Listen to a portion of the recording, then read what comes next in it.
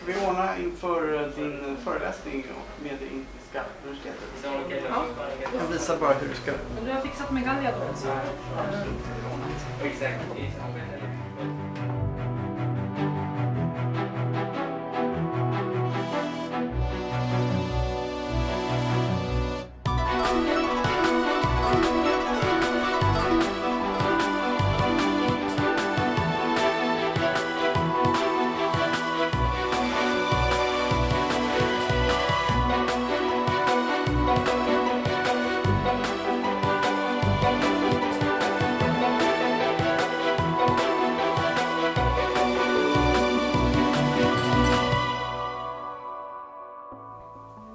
So, hi all. I'm very happy to be here, digitally, giving this address. I'm also very honored to be at an Indian university presenting on the topic of copyright. And I've been following an Indian copyright blog for some years now, Spicy IP India, in case you haven't heard of it. My question is, what was the response of the European community in general and your specific nation state when you guys formed the Pirate Party?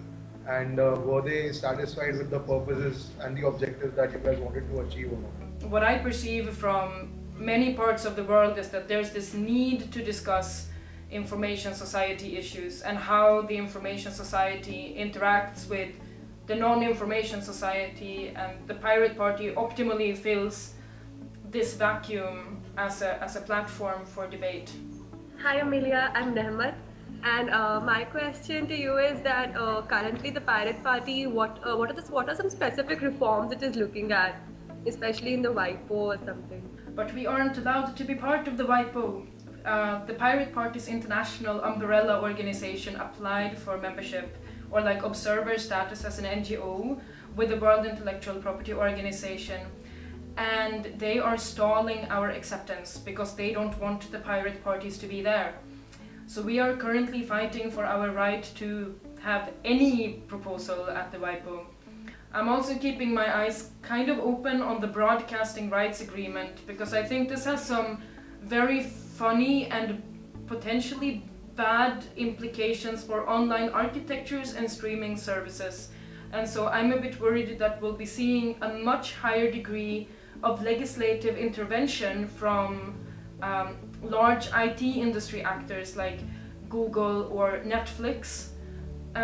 Netflix lobbying for specific legislation in their favor is something that I am increasingly worried about at the European level, and it would very much surprise me if I did not have to be similarly worried in the WIPO about this. Okay, thank you. You're from a country that has a very high rate of internet usage. Now in India, that's not quite the case. Around only about 10% of Indians have access to the internet, and only about 2% of Indians have access to broadband internet. So if there were to be a pirate party in India, I'm not sure how many votes such a party would get. But there, clearly with internet usage in India rising, this is going to be a very important issue, especially in India, where people cannot afford expensive textbooks. They would want to access them online.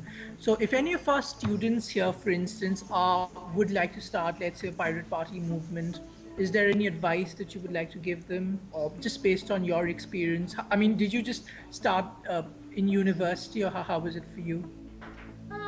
The Pirate Party in Sweden was founded in 2006 by a guy who was very ambitious about the idea and thought that the political system needs to be changed from within. Normally, the problems that you'll get in a political party are more of the organizational kind, like how do you get along and how do you make everybody push in the same direction, and to do that you require some just leadership. And we have all of these cooperation organizations, and the pirate parties in the European Union, or pirate parties in Europe, have formed now a collaboration organization also.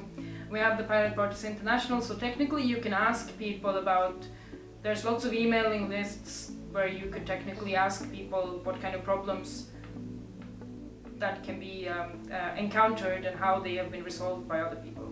Okay, Amelia, we'll have to wrap things up now. Thank you so much for your time. I'm sorry for the sound connection, and I'm very happy to have been here. No worries. I told you the internet's not the greatest thing in India right now. But we have other good things here that we can show you. So thanks again, Amelia. Really appreciate it. Thank you. Have a nice afternoon. Bye.